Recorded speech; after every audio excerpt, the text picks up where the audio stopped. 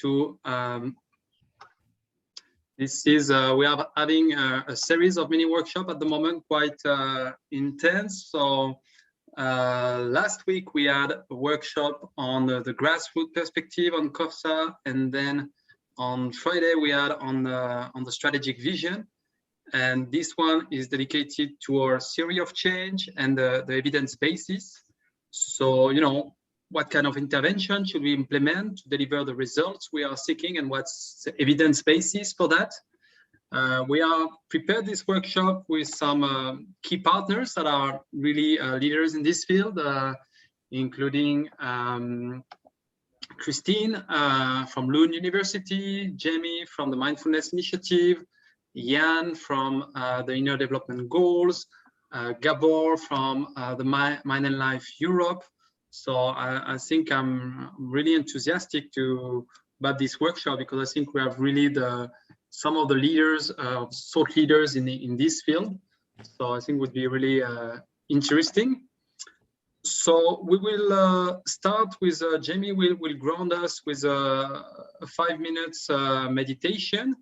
And then we will have a first presentation by Christine, and then move. And I will remind very quickly what we wrote around the theory of change, and then we move to breakout groups to discuss a bit our understanding of the inner dimension and consciousness, and the link to sustainability. And then we'll have another set of presentations by Jan on the Inner Development Goals, by Jamie on the research they are conducting with together with Christine, and also by Gabor on especially mindful eating, and a bit me trying to frame that in the food context.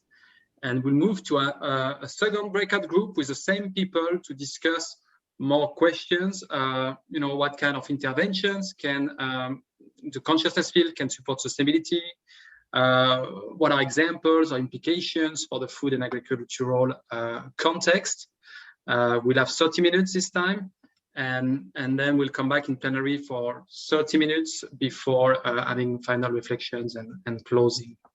So quite a lot as always, quite a lot to cover, but we'll try to not go too much with ourselves in the many details and the science around that, but really come up with the core answers or core visions of everyone here around these questions. So thank you very much, and I'll pass it on to Jamie for the meditation. Thank you, Thomas. So we've just heard what we're going to be doing in the future. You probably all come from busy meetings or inboxes, but spending just 5 minutes now attending not to the future or to the past, but to the present moment, and checking in with how we're doing in our bodies. So attending to how we're feeling sitting in this chair and have arrived here in this session. Perhaps making any adjustments or doing any stretches that you feel in order to fully arrive and land here together.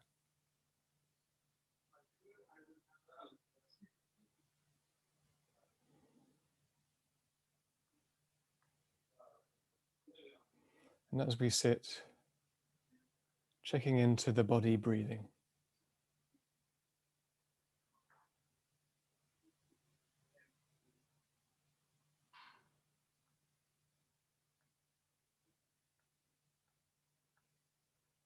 The rise and the fall, expansion and contraction of the breath,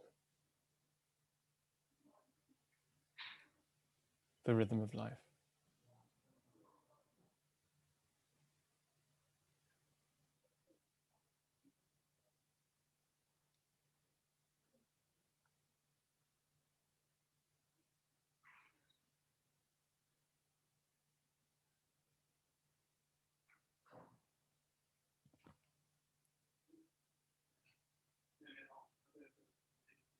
As much as is able, as is available, feeling the whole body breathing.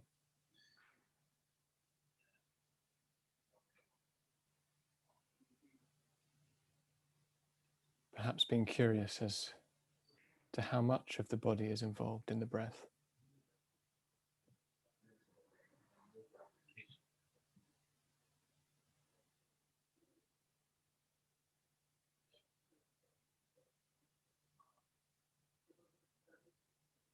Widening and expanding the awareness.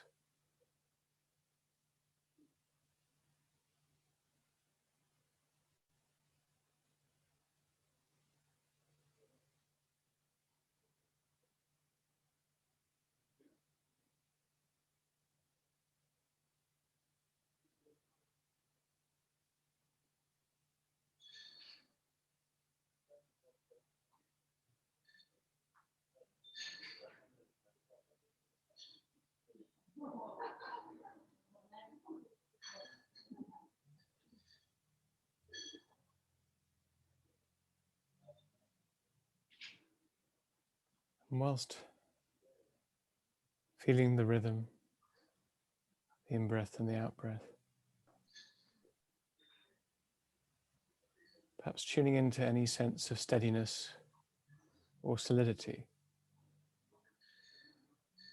in the lower part of the body, like the lower slopes of a mountain or roots of a tree.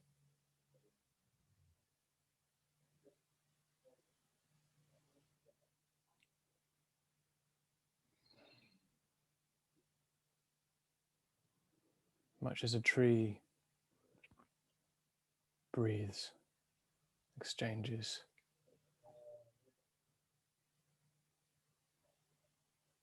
and is grounded. So too, perhaps, can we feel that sense of groundedness and expansion up to our metaphorical leaves.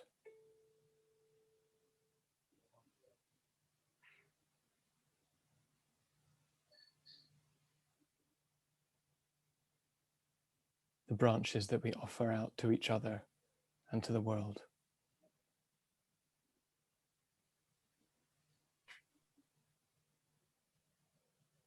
And what do we want those branches to bear? What are the fruits that we want from this session and from our interaction together? We come into the last 30 seconds of the practice, just perhaps bringing to mind any intentions you have, how you'd like to be, what you'd like to bring into this space.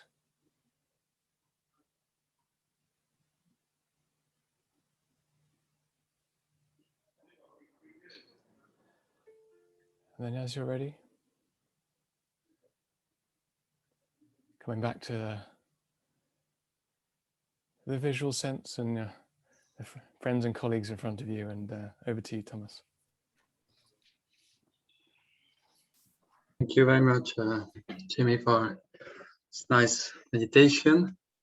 I'll pass now the floor to Christine for her first presentation. Thank you, Thomas. I will try to share my screen. So let me know if you can see my slide. Yes, we can. Okay, yeah. Perfect. So thanks for the invitation. So in the context of the Contemplative Sustainable Futures program, we have over the past 5 years or so analyzed how the linkages between inner and outer change are portrayed and understood in current research, education, and also in practice. And we have also conducted a series of empirical studies on the issue. And on the basis of this work, we have developed a very simple overarching framework for understanding inner dimensions and its linkages to consciousness, sustainability, and related interventions, which I will present very, very briefly. Just to bear in mind that it's a broad, very overarching framework. And I think that's important because it allows for cross and transdisciplinary co-creation, because it transcends different professional and disciplinary framings and silos. And it's also very much in line with the framing of the Conscious Food System Alliance, CoFSA. Okay. So our work and the work of CoFSA is based on the fact that today's dominant sustainability approaches have not catalyzed the necessary change. And one important reason for this situation is that the vast majority of sustainability scholarship, education, and practice has so far focused on the external world, ecosystems, wider socioeconomic structures, and technology. This relates to the fact that a lot of this work originated in the biophysical discourse, which framed climate change and other sustainability challenges as external technical problems or challenges. And that means that a second aspect of reality has thus been vastly neglected, that is individuals and their inner lives and inner qualities. So in response to such insights, the concepts of inner dimensions and inner transformation have been receiving growing attention in sustainability science. And here we define inner dimensions as people's mindsets, including their beliefs, values, worldviews, and associated inner qualities. And with this, I mean cognitive, emotional, and relational qualities. And inner transformation can then thus simply be understood as the powerful unleashing of our inner potential to care and commit to effecting change for a better life. It thus describes changes in the sphere of human inner dimensions, which involves a change in people's consciousness. So there is then the link to the issue of consciousness. And which can, for instance, be nourished by cognitive, emotional, religious, or indigenous practices. So this change in consciousness refers to the lens through which we see and relate to ourselves and the world around us, others, nature, and future generations. And this relationship is crucial because we know today that climate change and other sustainability challenges are in fact internal human crises. They are the result of the human story of disconnection or the human story of separation, which assumes that we are all separate from each other, that some humans are superior to others, and that we are separate and superior to the rest of the natural world. Several theories underlie the described understanding and analysis of inner transformation in the context of sustainability.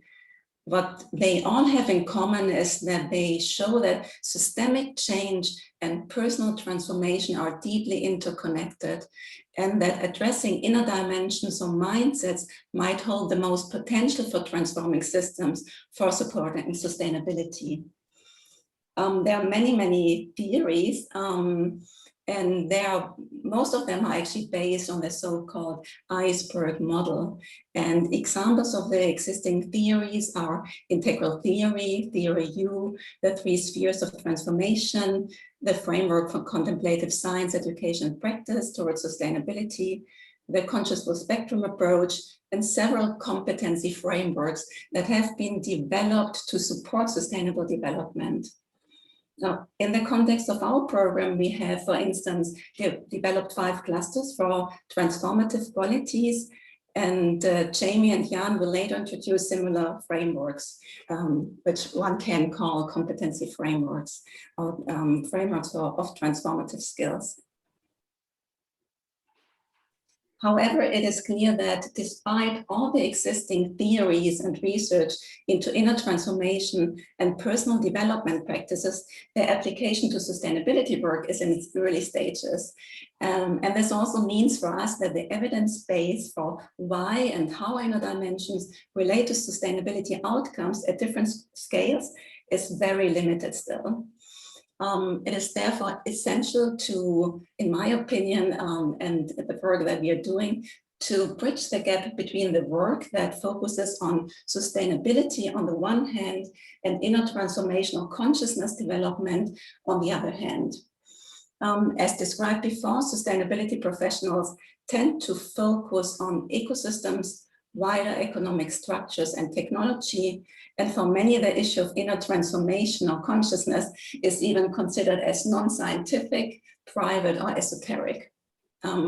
As for the consciousness community, they tend to focus on issues such as personal or adult development, health, well-being, and leadership. And for them, sustainability is mainly related to the personal level, and they rarely link their work to wider societal or systemic issues.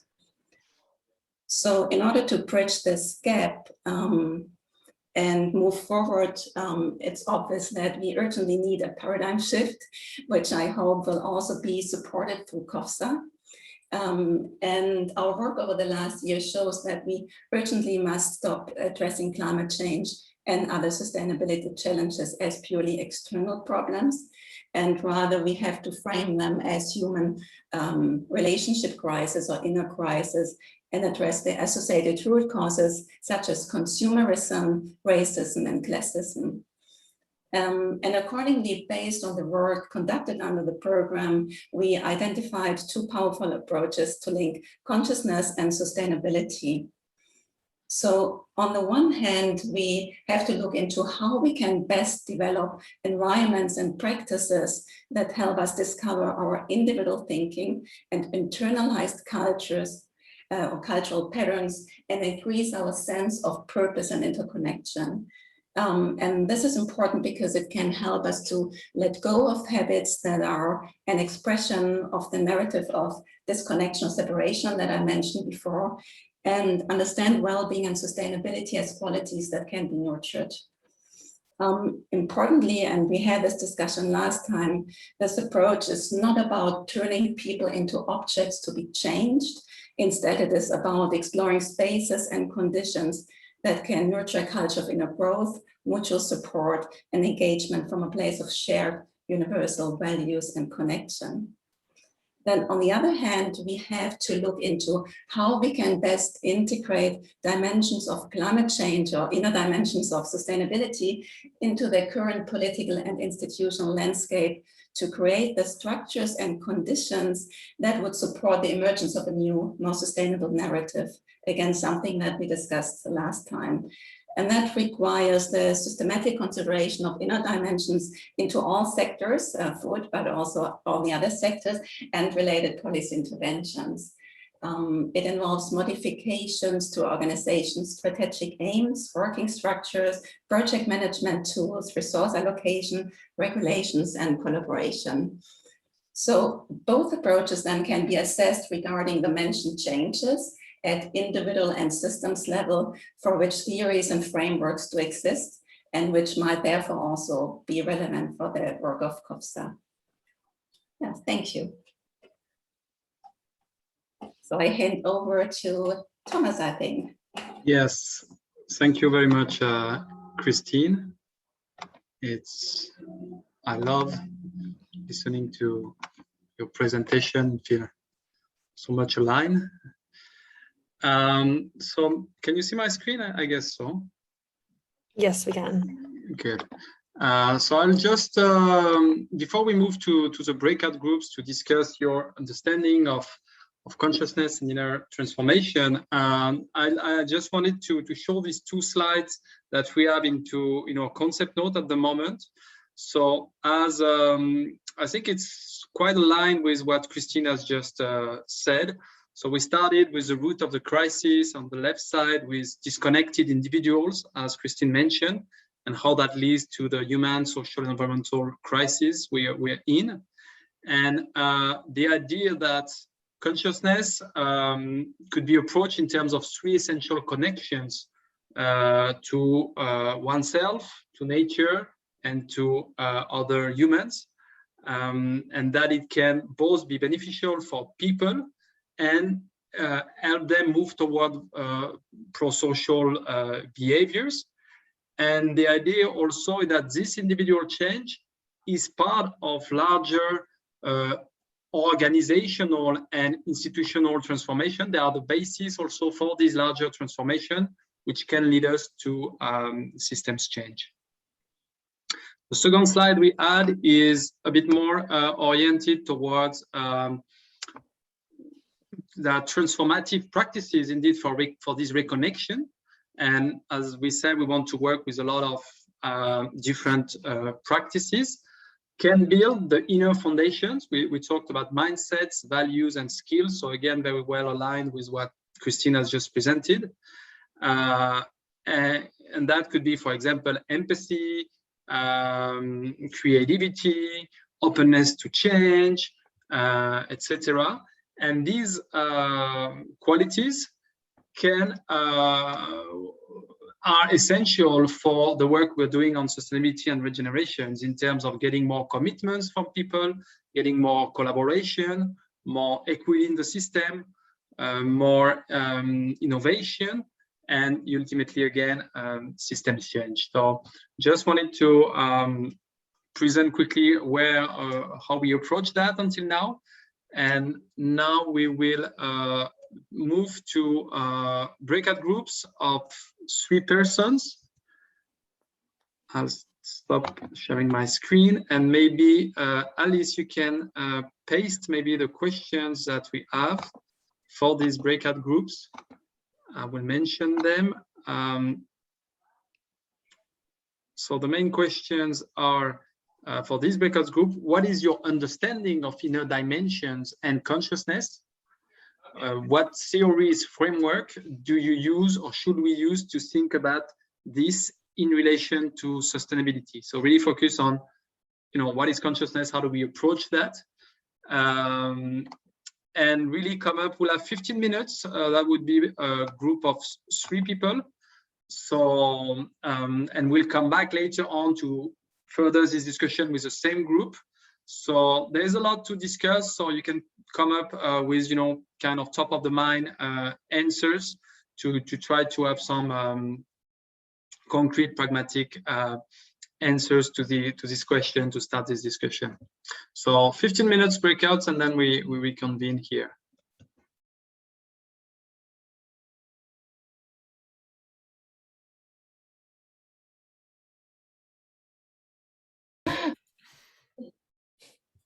Okay, so we're back in together. It was really rich discussion, and we'll enrich the next breakout group with the same people, with some more thoughts from starting with Jan from would present us their work on the inner development goals. Over to you, Jan. Yes, thank you. So I'll just give a 5-minute brief introduction of this initiative, where we a year ago started by bringing together some of the world leading thought leaders to ask ourselves how we can popularize the inner dimension and human development needed to reach the global goals. So it started with a small group of people like Otto Scharmer, Peter Senge, Amy Edmondson, Robert Keegan, and many others who are thought leaders in this field. And we ended up with formulating a question that took us 2 months just to formulate, that sounded: which qualities, abilities, or skills do you think are important for us to develop individually or collectively in order to increase our chances of reaching the UN Sustainable Development Goals? And we had more than 1,000 researchers, thought leaders, sustainability managers in big organizations like IKEA, Ericsson, Spotify, many in the Nordics, I should admit, because this is a Nordic project that started here, and HR directors, heads of leadership answering.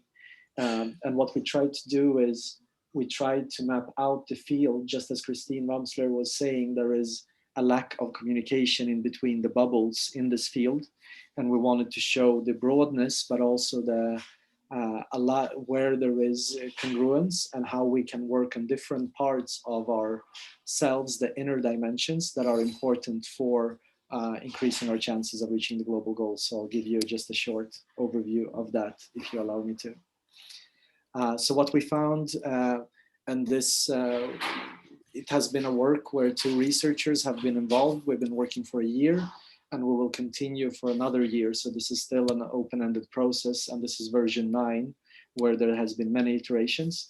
But we have found basically 5 bigger categories that we could say that relates to our being or our relationship to ourselves and how we are and show up in the world, our way of thinking, shifting from more linear to more systemic, of course, our way of relating to others and caring for the world, our ability to collaborate, and our abilities to act or drive or manifest the change that we're looking for. And so here I'll just go through some of these 5 categories and show the sub skills and qualities, and some of them are values that have been identified, and it's 23 of them now, and we are getting into the second phase where we are collaborating with CoFSA, UNDP, but also many of the bigger organizations, and looking for more partners to co-create what are the interventions and tools that have evidence in science for actually developing these areas. So in the being part, we can see that, and you can see them, I'll just mention one, the inner compass, and this is from the 3rd wave of cognitive behavioral science, the acceptance commitment training, where you work a lot with awareness-based practices, with mindfulness, with acceptance, with diffusion from thoughts and emotions, but also where you truly identify your values, your personal values, you create a more congruent story of your life and your future, and you build your capacity of acting and being committed to those values and an authenticity in life, rather than playing the game of politics and power that we are all familiar with, that we also have in us when our survival self gets started. And you can see some of the other qualities. If we go into thinking, when we've been working with the leading researchers on the field of adult development, like Robert Keegan or Jonathan Reams or Jennifer Garvey-Berger, what they have pointed to is especially is the perspective seeking and coordinating skills. So basically people who are quite complex in their way of thinking usually experience that they have a lot of perspectives on any issue, and the skill does not correlate with actually reaching out and seeking perspective and coordinating the other perspectives. And if we are to solve really complex issues and should recruit on only one skill, some of the researchers say that the ability to seek external perspectives and coordinate contrasting perspectives is the most important skill, and it can be highly developed. So this is like a muscle that you can actually train. If we look at the relating, there is, of course, the ability to feel with and for others and act on that. And there is a lot of interesting research in the difference between empathy and compassion. But to bring up something else here, the science of appreciative inquiry, when we are working on bigger projects, the appreciation for what is and the learnings from that we can bring, and bringing that into the future by dreaming and designing what we want, seems to be a very fundamental skill that is also very easily trained, that we are not using maybe fully. But of course also our sense of connectedness with nature and with a larger whole and purpose and humility can also be practiced and developed. So all these skills are those where there is science that we can actually grow in them. If we look at our collaborating skills, and here Amy Edmondson has been very instrumental with her knowledge on psychological safety and what are the structures and practices that leaders can adapt in order to create an atmosphere that I think Thomas is leading perfectly us here with the group and taking help of the different people collaborating to show how we can collaborate in a more autonomous way and get the most out of the group in a small amount of time, which I hope these 2 hours can also demonstrate. And if we look at the last cluster, then the acting or the driving change, of course, they're all interdependent, and the inner development goals is a very tricky concept here because they are not goals, they are processes and they're lifelong. We know that, but it has caught a lot of energy in framing this in this more orange Wilberian way of suiting the society and the language where most people are today. So in order for us to be courageous, of course, we need to know our values, we need to know what we're fighting for, but we can also learn from Martin Seligman here and the learned optimism science and how we can help people to become aware of the stories they're creating and create stories that are helpful for us and others in order to act and move forward. So this is the draft number 9 of the inner global goals. If you are curious and want to know more, we have an open session on the 14th of September where CoFSA and UNDP will be collaborating and contributing. So I think I'll stop there. Thanks a lot, Jan. Wonderful. Beautiful work, Jan. I mean, really. Indeed, really, you captured it really well. I said to you, like, this session will have all wonderful presentations, so I will know. And yeah, I think we can feel like we are really at the beginning of something, and if we can put that together, because the idea in CoFSA is not to reinvent the wheel, it's an alliance and bring, you know, the work of all different partners together. So yeah, it's really inspiring. Jamie, over to you now. Thank you. So I'll also share a slide. So Christine and I have been doing some in-depth interviews with politicians, policymakers, and sort of thought leaders in the space, and a much wider consultation survey with a view to capturing the kind of narratives or frames people have for understanding the intersection between the inner and the sustainability crises. So what I'll do is I'll just show my analysis of some of the themes that came out of that research. So rather than this being about development goals in general, this is what people tended to talk about when they talked about sustainability issues and how that relates to the inner. And then I'll show you the kind of the way in which Christina and I are kind of collecting the evidence for particularly mindfulness and compassion training into a framework. So I won't be able to go to this in too much detail. So there's probably more detail on these slides than necessary. So just take a general view rather than being too hooked up on it. Okay, can people see my blank slide here? Yes. Can you see my screen? Yep, great. Yep. So I've got sort of 5 main areas that people talked about in terms of the inner. We have the first one. This is often the way that policymakers start thinking about this, and that's around anxiety. They're aware that people are starting to get sort of grief, guilt, and stress. And there's a discussion about, you know, what kind of capacities or trainings could help with that. There's something around awareness. So this is being open to challenging information, being sort of receptive to novelty, being able to regulate our attention, being able to listen better and to learn. Excuse me. There's a kind of theme around connectedness.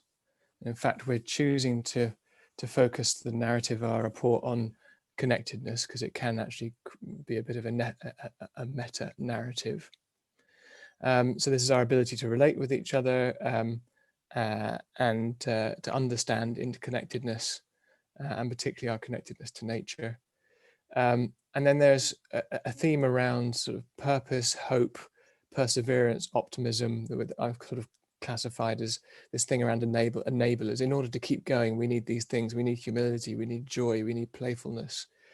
And then finally, something that interrelates with all these, you know, an area that people talk about in terms of we need more critical thinking, or we need the ability to think in systems and to think holistically. Now, in between these, there are kind of areas that straddle the two, straddle more than one category. I haven't got time to go into detail here, but for instance, compassion's about feeling connectedness and relating, but it's also about sort of seeing things differently. It's a kind of it's a sense way of sensing the world. So yeah, that's just some themes in what we looked at that I pulled out, and that's just one of many models. Christine's already mentioned on a slide there are many more, and in fact she doesn't entirely agree. I don't think with exactly how I've broken that one out, but that but it just goes to show that yeah, there is no way of cleanly doing this. It's a yeah, we're kind of laying on a kind of a framework onto something that is really a spectrum, a multidimensional spectrum. So looking at mindfulness and compassion training, which Christina said, I think about a third of academic studies or papers written on the subject of inner and outer change treat mindfulness. It's got something like now 9,000 academic studies on it, and there's sort of 3 or 4 papers coming out every day. So mindfulness, it's not all about mindfulness, but it's certainly where a lot of the firmest ground is. So we're breaking, as the agency in Urgent Times paper that we published last year did, we're breaking this new paper down into the domains of perception, or receiving the world, understanding, or making sense of the world, and doing or acting. And within these 3, we have firstly an open mind, so perceiving the world, and the importance of attention regulation, which is like the foundation of choice, and is under attack in many ways, as well as being sort of evolutionarily undermined by impulses and habits, and receptivity. So mindfulness isn't just attention training; it's actually a attention of a particular sort, attention or awareness that is open, curious, and kind, which are qualities which work together to broaden the bandwidth of perception, so that we are more open to novelty, and particularly where the new information is challenging of existing views. We then treat empathy and compassion as in the domain of perception, so that we're actually seeing and feeling things that we might not otherwise be able to feel, by training in those things. And then we can train in being able to stay with the trouble. So this is once we've opened our minds, opened our hearts, how do we stop from closing down again? And a lot of the mindfulness literature and teaching theory is about moving towards the difficult, and staying with it in order to learn and to grow. And important in this process is self-compassion, a concept called cognitive resilience, where we're actually much more able to, this has things like memory and attention within it, but if we don't have those things, we actually get less and less able to be able to process information. I'll skip on because of time. In the understanding section, we look at self-knowledge, perspective seeking. Jan's already covered well, and this includes for a new perspective on our own thoughts and processes. So we have a little bit of sort of space, and then we can be more reflexive and less kind of identified with our beliefs, ideas, thoughts. And then we've talked about interconnectedness. One of the things that cognitive scientists think that mindfulness helps us to do is integrate the mode of mind that we have called the holistic intuitive mind with the verbal conceptual mode of mind. Now, the holistic intuitive is the one which sees the wood from the trees, sees the big picture, whereas the verbal conceptual is the thing that chunks everything into blocks to be able to do logical processing. And one ways of understanding our predicament and about consciousness raising, or consciousness interventions, is that it's enabling us to see a bigger picture and see how it all fits together, rather than being lost in this sort of dominant verbal conceptual mode of mind. And I'll gloss these as well. So this is how we are looking at the mode of doing. Jan's covered a lot of those in the acting domain. It includes reinforcement of intrinsic values over extrinsic values, which we discussed in our small group. That came out as a main theme, and that is how we tune into what actually most of us would want to spend our lives led by, which is values around community, nature connection, love, rather than fame, purpose, money, power. But that actually we need help to do that, because we assume that everybody else is extrinsically motivated and we're intrinsically motivated. We both need to bust that myth and also help ourselves to live more in line with how we, 75% of us at least, say that we want to be intrinsically led. So yeah, sorry for the quick gloss, but that hopefully gives you a taste. Thanks, Jimmy. Very enriching. And we are hope to be able, we're also exploring a potential more formal partnership on the work you're doing. So it's really great to see this work. And then now we are moving a bit more towards what does this mean for our food and agricultural sector. So I'll give the floor now to Gabor for a short presentation on, I think, more around the science of mindful eating. I understand, Gabor. Yes, it will just be a very short summary of one particular researcher's work. As you know, mindfulness has many applications, many in the various social activities, including education or politics or other dimensions. And Jamie, as director of the Mindfulness Initiative, could share a lot more on other applications. Or researchers at Mind and Life Europe, Mind and Life Institute in the US have over the decades expanded this work of research on mindfulness in the field of stress reduction, psychology and psychotherapy in general. You all know about that, especially John Kabat-Zinn's work, Richard Davidson's work, Dan Goleman's work, and many other experts. What I would like to focus on here at this particular meeting is the link between, let's say, mindfulness and eating, or the link between mindfulness, consciousness, awareness, and food consumption.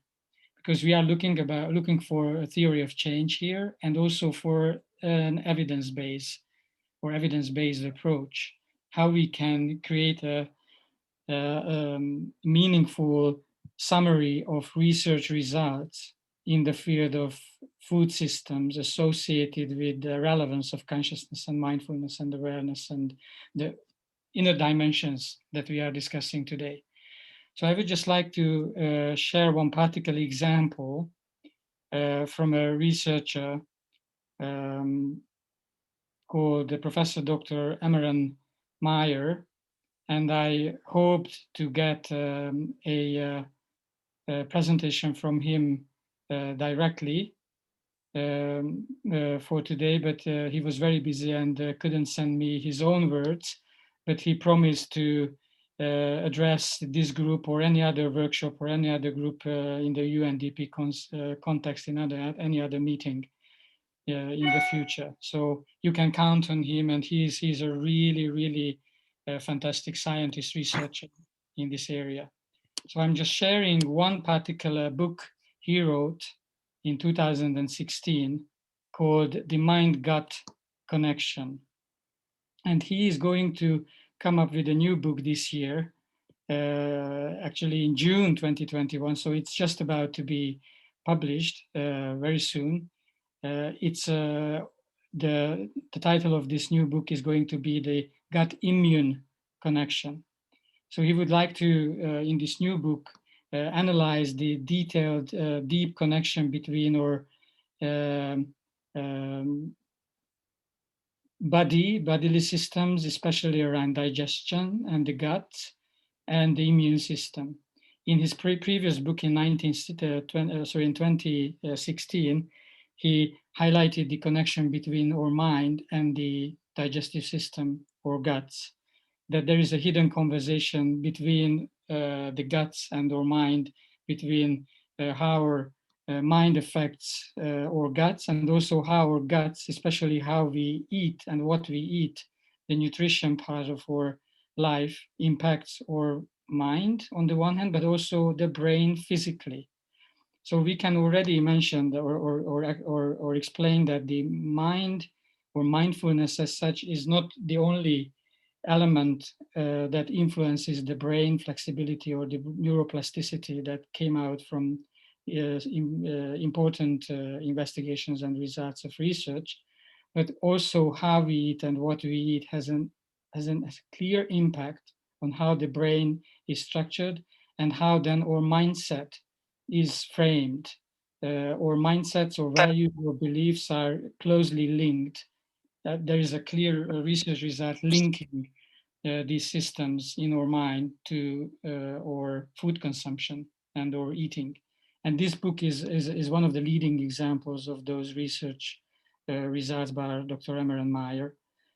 Here you can see the main parts of this book: our body, the intelligent supercomputer, the mind-body connection, that it is real, and how the mind communicates with the guts, and how your gut also talks to your brain, and how your gut, your digestive system, connects with the brain and impacts the brain structure. And this, Professor Meyer has studied especially one particular area of the digestive system, the microbe or microbes, and especially how these microbes are related to nutrition and the type of food we eat, and how these microbes then take part in the gut-brain dialogue, and how they then influence through the brain structure or minds or mindsets. So instead of just simply talking about how mindfulness can affect the brain, we also have clear research results how the nutrition and the bodily aspects of digestion and the gut can influence the brain structure and through that the mindset. Then he talks about intuition and gut feelings, memories, emotions, decision-making. It's a whole new area of research that he's exploring here in the second part of the book. I strongly recommend this part especially. And then how to optimize the brain-gut health, the role of food, lessons from hunter-gatherers, and especially studying the onslaught of the North American diet and what evolution didn't foresee in terms of our food system, in terms of our food production, and how it affects our digestive system, and through that our brain structure, and in general how we understand our role in life and in society and on this planet. And then in the last chapter he offers a simple road towards wellness and optimal health through healthy diet and a reformed consumption of food and nutrition. So I just wanted to mention one particular example, and he would be the right person to give a proper talk about his research results and the actual data and the findings he has, and about his upcoming book, which is about the connection between the gut and the immune system.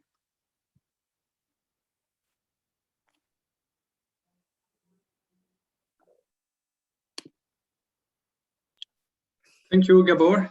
Thank you very much. So I will just present. That was very nice, Gabor, and we look forward to engaging Dr. Meyer. So we are landing a bit this conversation into our food and agricultural space, and maybe that's why Satish Kumar has just joined us right on time. Welcome, Satish. Thank you. I'm sorry I got a bit delayed, but thank you. I'm delighted to be part of this again, and good to see everybody there. You're welcome. Thanks, Satish.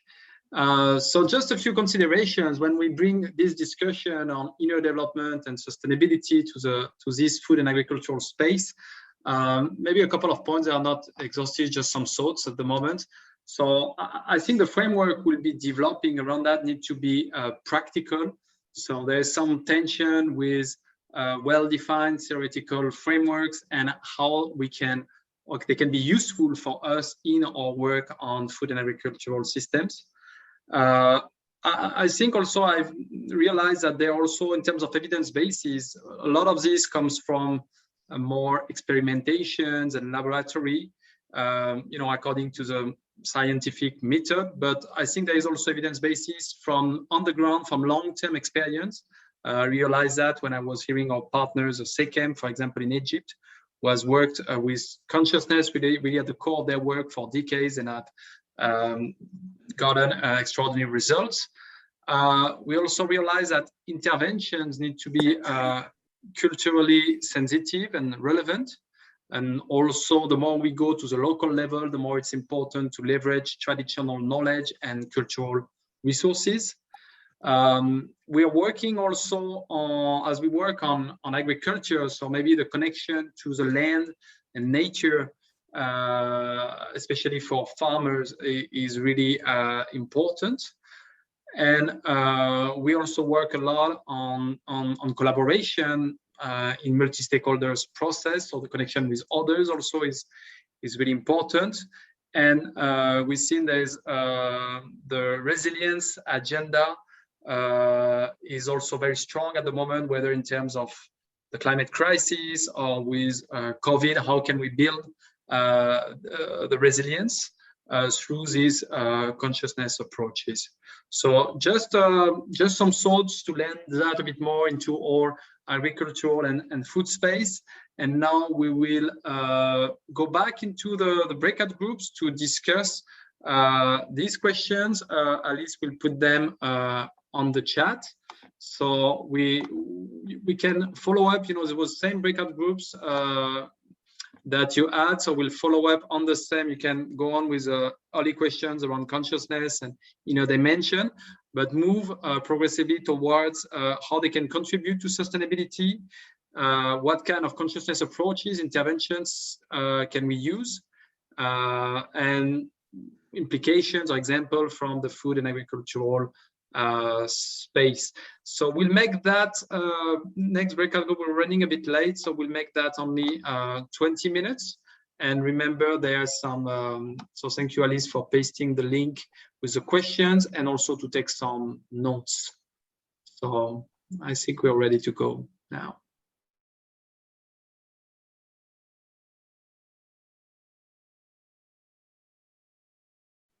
No, Satish, we've just come back into the main meeting now. Okay. So let's. So we can continue in a minute. Okay. Maybe he can finish his phrase. Now, I was just saying in our small group that the big change never starts or happens from a center. It always starts from the fringe, from the grassroots level. Mahatma Gandhi did not come from the center of the government. Martin Luther King did not come from the White House. Big changes, the suffragette movement did not start from the center. Always grassroots is where great new ideas emerge. And then they, like a stream, like a spring, and then tributary join, new people join, and then it becomes a great river. And so to make a great river, you have to have many, many tributaries coming. And those little source comes from somewhere, spring in a little hill, little mountain. And so we have to tap those grassroots movements, focus on there, and not too much waste our time in thinking that the government will follow, the big industry will follow. It's the leadership and the new vision will come from the grassroots level. That's what I was saying.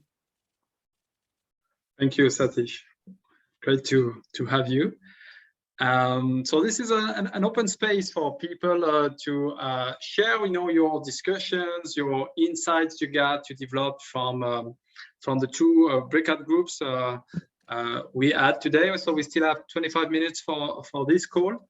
So let's come back maybe to the key question that we had, and yeah, share some of our thoughts, some of the discussions we've had in our groups. Would like to step in. Jeroen, are you unmuted?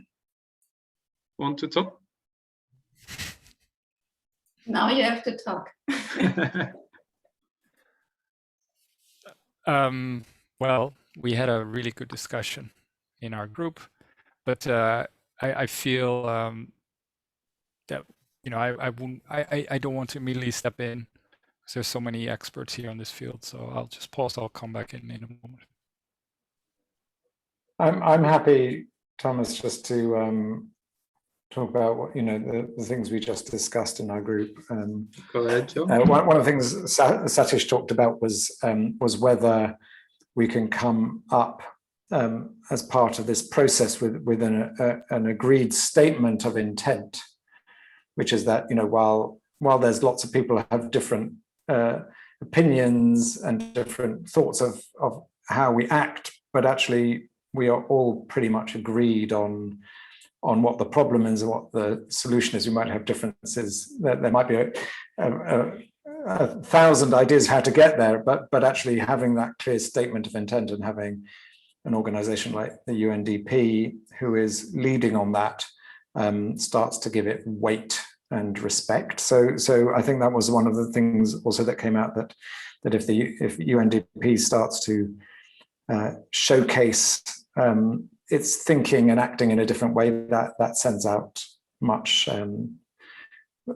bigger waves because it's an institution, and when institutions start to change, people may start to pay attention.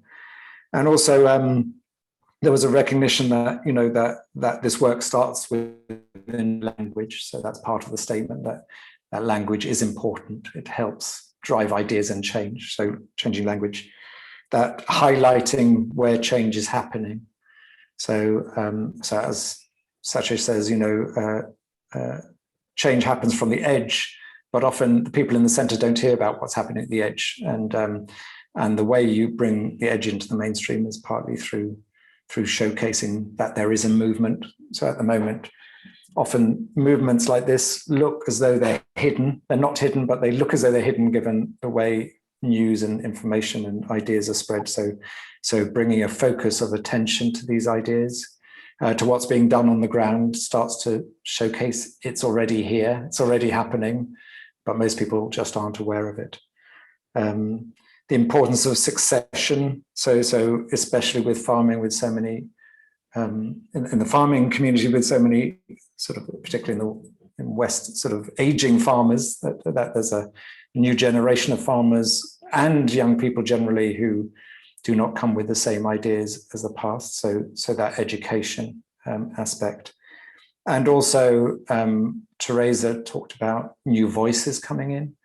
So she talked about in Brazil, indigenous politicians coming into power and influence, and that their conversations and leadership are very different. So it's about making, which links up with a sort of supporting the small, what's already happening in the ground. That how could UNDP and others showcase the fact that this movement already exists and is sort of rising and should be respected and listened to. Those are, I think, the main things. Just to underline that, having reflected on what the main impact has been of the mindfulness practice and policy program in the British Parliament, it's still the fact that it happened at all. Not the very fact that it existed is that has been the greatest enabler in the wider thing. and then anything we actually achieved on top of that was a kind of a bonus almost. Yeah, that's an interesting thread of discussion we had also in our group. Like I say, if all these practices tend so long to really transform people, as many of us has experienced, you know, what do we achieve? And we come up a bit with a similar argument that the fact that this very initiative exists and direct our minds to the importance of the inner dimension for sustainability is can already be a great result. But I'm the facilitator here, so I'd like to hear more from other groups and the discussions you had. Julia. Thank you. Thank you, and apologies for being late. I just think another beneficial thing about this group and this initiative is it already gives credibility to our work and others' work as well. And already, I mean, I've already said to some people in my university, I work at Coventry University in the UK, I've already mentioned this initiative to a few people, and it's already given credibility to my research. So I just want to add that in as another benefit of this initiative. I was looking at it from the sort of transition that, you know, I've worked in the international development and organic farming for some years, and we've been looking at why farmers transition to more sustainable agriculture and organic farming and whatever, and they might transition for economic reasons or other reasons, but then a lot of them stay there once their consciousness has. I mean, I try not to make a value judgment about it, but I'd like to think that if you're more conscious, you might not pollute, for example. Is that okay to make that judgment? Anyway, so farmers, once they've converted to organic, maybe for financial reasons, would stay organic even if the income doesn't stay good in the future, if they still don't get premium price for their products, because their awareness has changed, their consciousness about and their relationship with the environment and the inner-outer relationship, and as they do to nature, so it's like harming themselves or that kind of thing. So that there has been quite a bit of work on farming transitions and some on the psychology of the farming transition, which could be quite helpful. And but what I found difficult is trying to gather evidence is from the south. Or you know, less industrialized regions of the world, is that the worldviews are so different to what I might try and explain to a Western worldview, a Western mindset, that it's quite difficult to capture. That people aren't, you know, I even ask, well, what kind of farming practices are you practicing? And people aren't practicing just a farming practice because it's linked to a celebration, it's linked to a death, it's linked to, you know, there aren't just such things as distinct farming practices, at least some of the time, in non-Western cultures. And the Western mind is just so, I think, finds it quite difficult to interpret what is going on. And farmers that we've worked with might be doing other things, other techniques in other cultures, but don't tell the Western agronomist because they think they might be ridiculed or told they're backwards. So a lot of what's going on isn't documented, isn't talked about, and has multiple objectives as well. So it doesn't fit neatly into our idea of agriculture. It's not just about farming. Anyway, maybe I'm not explaining it well, but I found it quite difficult to pin down coming from and trying to explain to a Western audience, which is fine. It's just a challenge. And Julie, just adding one thing to that, I think what, you know, if you look at process, it's taken the last 15 years or so for mindfulness in the personal capacity not to be ridiculed and to be understood. And so now we're transitioning from the private practice to the public practice, which is another leap. And one of the, I think what's coming up here and what you're mentioning is one of the bridges that takes us from the private into the public is respect and acceptance. And you know, it just reminds me, you know, when I was saying in my group, you know, when I set up Guardian Sustainable Business at the Guardian 15 years ago, the very purpose was to give the movements respect. by giving awards, by writing about it, by organizing events, and a whole series of things we did. The very purpose was to say, actually, if we showcase this as a movement, if we showcase it with respect, if we're talking about it, if we're organizing events around it, if we're giving awards around it, it gives people, it creates an umbrella of support. So you saying, you know, you're able to now get respect because there's an institution that is giving it respect, and therefore you're able to ride on that particular wave, speaks volumes about how we get this movement up and running. And here also, just like, or to make it, give the context, I used to teach at Stockholm School of Economics, and then I came there with an idea of doing a course called Philosophy on Life, bringing it with me from Uppsala University, and my fellow researchers there, they said, like, you can't call it that here, you know, like. So I tried with the personal development field. I mean, of course, it was based in consciousness development, but like none of those words were even touchable like 12 years ago when we started. So we ended up just calling it self-leadership, or like a leadership course, and a lot of the practices where we have integrated some of the most potent tools that I have come across or found, like acceptance commitment training with identifying your values, diffusing from your thoughts and emotions, using mindfulness practices, but not talking about it as a mindfulness practice, but as a leadership course with some basic skills or modules. And I'm thinking about how to do a similar journey, maybe also in looking that there might be different ways in which one can frame the capacity trainings going on and in different contexts, but then including the same modules that we know makes a difference for this transition into sustainable development.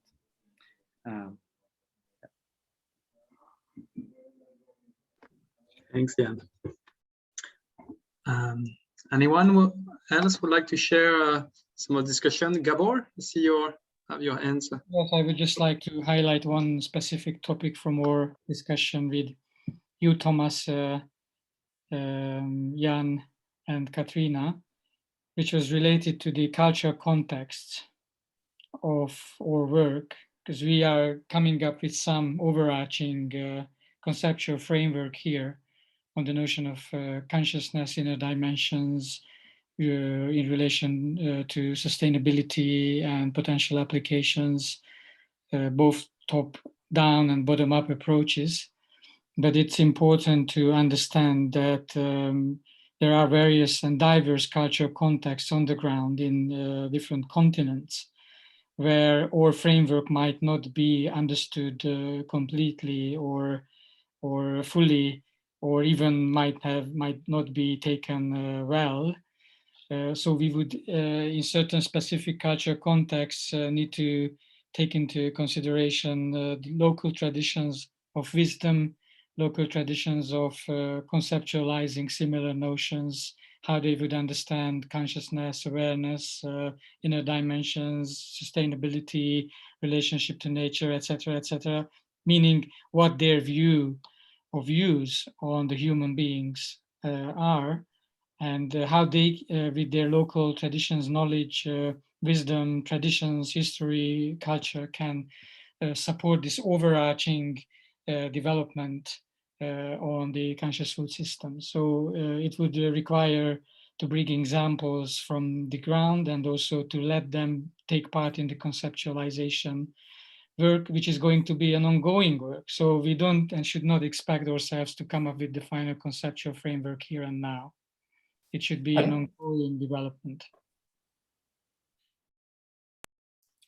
And maybe our conceptual framework is something that can help us make sense to some of our stakeholders, like donors, and how do we, talk in that sphere. But maybe that's not something that should be too structuring in terms of how do we approach the work at the local level. Yeah. Jerome, I saw you had your hand up. Yeah, no, thank you. So I think it ties a little bit back into the conversation we had last week around strategy. And I you know, what you were saying, Gabor, makes a lot of sense, obviously. And I wonder just at which point it is time to kind of start mapping out a little bit the various stakeholders along the, you know, along the chain, and start to think about, so what are perhaps really central common elements that perhaps could still be there. You know, there must be, you know, as Jan was making the whole list, and Jamie as well, and Christine, there's lots of commonality in that. You know, we all need to relate somehow, and we all need to develop awareness somehow, you know. And then, you know, what are then, and how can we develop, you know, translate that then to local levels. But I think, you know, while I appreciate a lot this conversation, it's, you know, it's so broad what we're talking about, that I would feel it'd be helpful at some point to say, okay, what is central, you know, how do we map it a little bit, and you know, be great to spend a little bit of time of clustering and structuring a little bit. And maybe that's just me coming out, you know, I'm it's the second time here that I don't find it hard to wrap my mind around it, if that makes sense. And that's a very useful perspective, because we don't want to just talk to the same people. The purpose of this is to create a core group that can reach out into the world. And so if to reach out into the world, it has to be relevant to people hearing it for the first time. It's like journalism, you know, every story has to be for an expert and for someone who's reaching it for the first time. We can't suddenly go deep in and expect people to make sense of it. So that's very helpful. Who else would like to share? Teresa, maybe? Or Christine, you were muted. I just wanted to add like one sentence, because before, when you started saying what is the value of it, you know, when I just wanted to add that an additional value is also just bridging these gaps that I mentioned at the very beginning, to actually bringing together these different stakeholders that work actually on different things, complete in isolation. And this is also what I think in our group, it was Jerome, and now I cannot, Julia. So basically we came from sustainability, agriculture, and the inner development, and that created such a rich conversation when nobody really was able to exist without the other, to make sense out of things. And I think that's so great, you know, if you then have a project where you bring these different perspectives together, and then it's enriching for everybody always. Thanks. Teresa, I think you raised your hand. Yes, I would like to add to what Gabor said, because I think the cultural aspect is really, really not seen very often. And like sustainability is a different concept for different cultures. For instance, if we think about less eating protein, to the indigenous people in the Amazon, that's not the sustainability concept. So I think this issue of different narratives, the statement, a unique statement, I think is really important, like Satish said, and all the other people said, but also listen again, saying like, listen to the voices that haven't been listened for such a long time. I think this is, they have so many good ideas and they are not listened yet. So maybe our role as leaders is to map those voices and try to bring them to this conversation, maybe.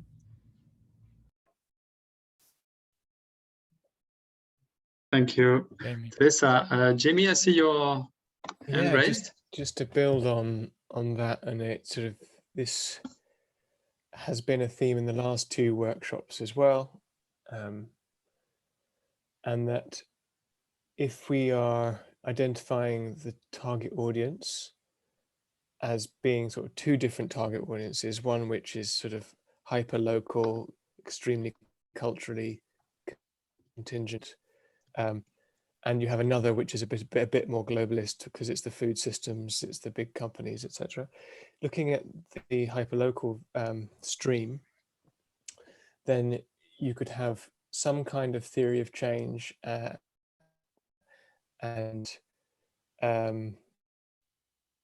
in dimensions of consciousness that you're trying to target, and you have a kind of innovator's toolkit and say, here are the three things we want. And we said almost exactly this last time, but here are the three things we're trying to target.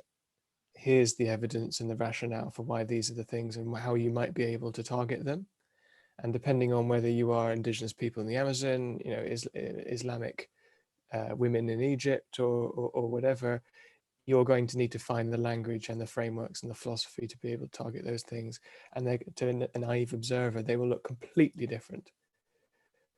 But we know that they've all come from the UNDP toolkit, which is, then sort of like used in different ways to target 1 million people via 150 different projects, and then we have a different conversation about what the kind of globalized, more leadership training thing might look like. But yeah, and the other thing that Teresa was saying in the breakout groups is that she felt that the really transformative thing was experiences, and embodied, coming into contact with stuff, whether it's coming into contact with like the crisis, finding that there's an example in the UK where leaders are being taken to a place of major erosion on the coast where we're losing a meter, in some time scale, and just showing the impact, doing mindfulness practices on a cliff face, and then trying to then visualize what this means if you speed it up by 100 times.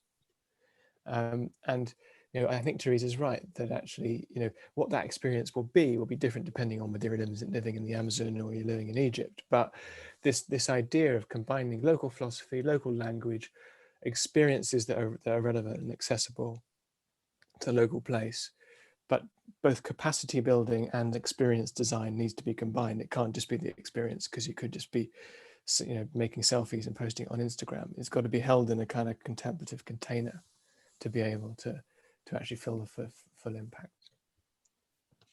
Thanks very much, Jamie. That looks almost like a conclusion, as we have only 2 minutes left. I'm just asking, there is one really wanting to share very briefly before we wrap up this session. Just a question, if you don't mind. It's been such a rich experience. Will we have a place where we can find the documents and reflect and continue to work and fine-tune this?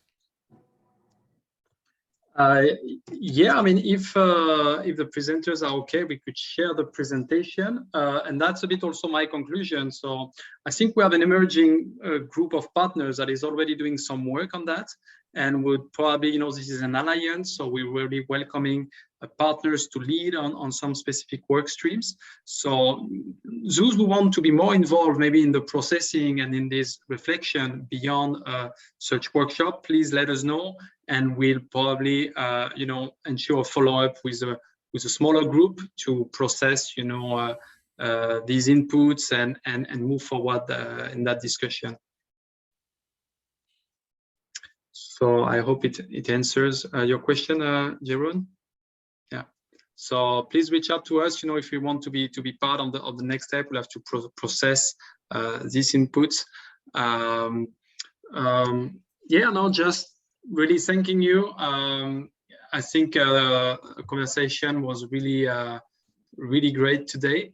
We know it's difficult to reach in a little amount of time like this really concrete answers, but I think it was really useful to start this reflection. So we'll have our next workshop will be on July 5th around the community. So that's also a transition towards your last question, Jeroen. So the idea in the future is to build, starting probably with this group of partners, but maybe even more in the future, the idea would be to build a platform where we can interact, exchange documents, have conversations, and make it interactive. So we'll be discussing that on July 5th, and we hope to see you there.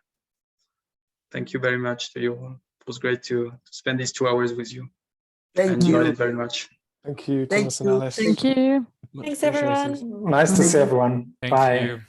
Bye-bye. Bye. Satish, I'm coming to the UK soon. I hope. When are you coming?